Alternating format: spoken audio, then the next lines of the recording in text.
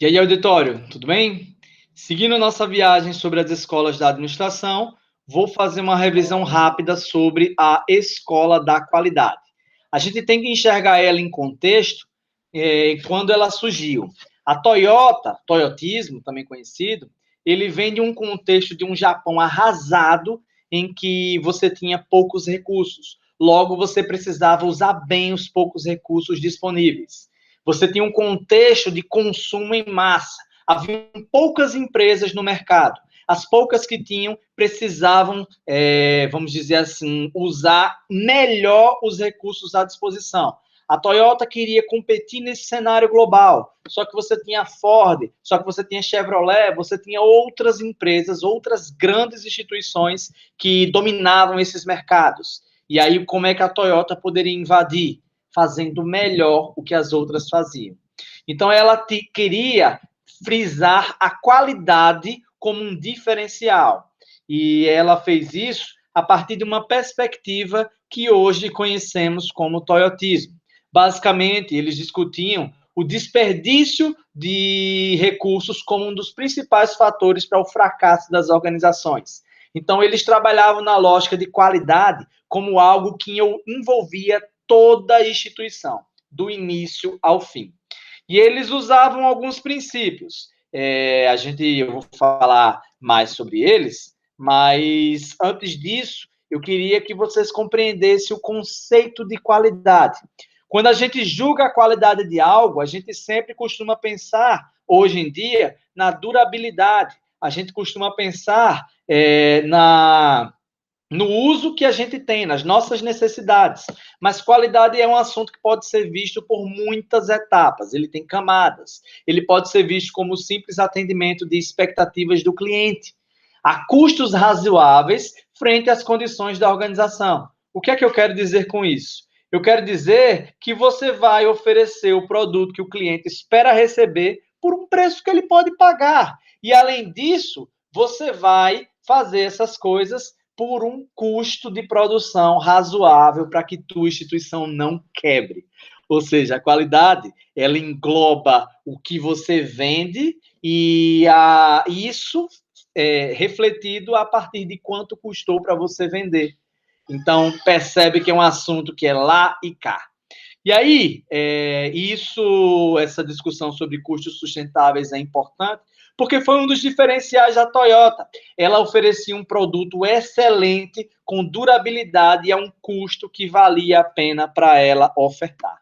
E ela fez isso a partir da reflexão sobre o Taylor, escola científica, lembram? O Taylor foi o primeiro a discutir a ciência administrativa aplicada às fábricas, diferente ao pragmatismo, ou seja, fazer as coisas como sempre fizeram anteriormente. O Taylor foi e disse: vem cá, campeão, me explica aí o que é que tu faz. E aí ele fez o estudo de tempos e movimentos. E aí ele discutiu o que seria um funcionário ótimo. E aí ele fez um planejamento de produção que englobava a diminuição do esforço dos funcionários para que, com isso, esses funcionários conseguissem produzir mais. E vejam que eu estou falando mais. Na escola da qualidade, você teve um avanço nesse conceito. Não bastava só produzir mais, tinha que produzir mais e melhor. Sacou a diferença? E aí, gente, como é que eles fizeram isso? O toyotismo, ele se baseava em princípios. Você tem o Kaizen como o maior deles. Kaizen, essas palavras são esquisitas, pessoal, porque é japonês, certo? Então, não manguem da minha pronúncia, que ela é péssima, até porque esses termos, eles são meio que traduzidos para o inglês, eu não falo nem japonês nem inglês, mas a gente tem uma percepção sobre as leituras que a gente fez e várias aulas que eu assisti sobre isso anteriormente, para a gente conseguir expor isso melhor. O Kaizen é a lógica do aprimoramento contínuo. Todo e qualquer recurso na empresa, ele pode melhorar o jeito de fazer as coisas. E isso era feito a partir da autonomia que se dava aos funcionários, que eles poderiam, por exemplo, parar a produção. Lembra da quando a gente estudou lá na escola científica, que o Charlie Chaplin, naquele vídeo, em que ele tinha que trabalhar feito um louco e não tinha nenhum tipo de autonomia, era visto simplesmente como uma ferramenta? A lógica toyotista não é essa. O Kaizen dá autonomia aos funcionários. O Kaizen acredita que as pessoas têm sim como contribuir com essa produção. E isso se aplica ao conceito de qualidade, que deve ser visto pelo cara que varre o chão até o grande administrador daquela empresa. E esse Kaizen visa esse aprimoramento, mas ele também se divide em outros princípios. Nós podemos falar do Jidoka e Just in Time como uma das principais ferramentas e lógicas toyotistas.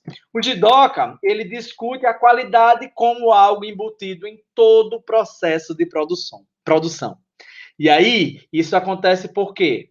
Acontece porque eles usam uma metodologia bem pé no chão. A começar pelo Andon, que era a ideia de que um único operador, ou seja, o fiscal, ele consegue, lá de onde ele está, visualizar toda a produção. Isso faz com que os funcionários vão adquirindo uma cultura de autonomia e eles mesmos vão querer se escorar, fazer corpo mole, e numa necessidade, o supervisor pode ir lá e fiscalizar presencialmente, ajudando esse funcionário numa necessidade que ele tenha. Ou seja, Genki Genbutsu. E o Poka-yoke é a maneira de fazer essas outras duas coisas. É um sistema à prova de falhas, também conhecido como a prova de idiotas. As peças só se encaixam de um jeito. Olha essa ilustração aqui do quebra-cabeça. Se você quiser, mesmo que você quiser errar, você não consegue, porque essas peças só se encaixam de uma forma.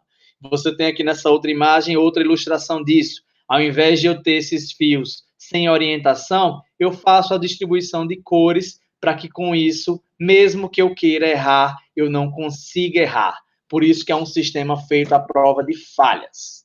Mas isso é feito também a partir do Kanban, que é a ideia de você sincronizar a produção em um ritmo cardíaco de produção. Você tem a lógica de supermercado americano, né? Que as prateleiras estão lá expostas e quando elas são necessárias de reposição, alguém vai lá e coloca. Então, veja, o que é que eu quis dizer com isso? O Kanban é uma demonstração visual do que é que está faltando produzir. E aí ele já alerta quem vai repor o estoque de produção que está na hora ou não de cuidar daquele estoque, de colocar ele para ser reposto.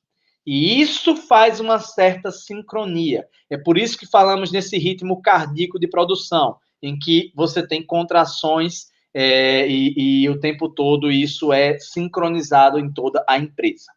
E isso se chama também de just in time, porque você reduz os estoques. Em vez de você ter custos de estoque que fica lá parado, à medida que o cliente pede aquele produto, a partir desse pedido, a fábrica vai produzir exatamente aquela quantidade.